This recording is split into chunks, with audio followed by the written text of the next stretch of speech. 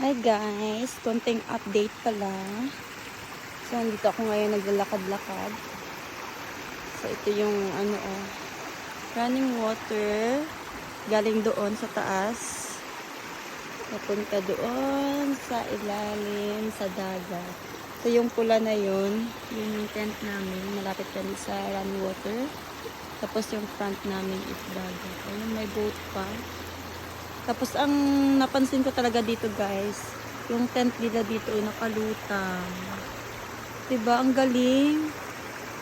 So, mostly dito ng tent is nasa lapag, pero yung sa kanila is nakalutang sila.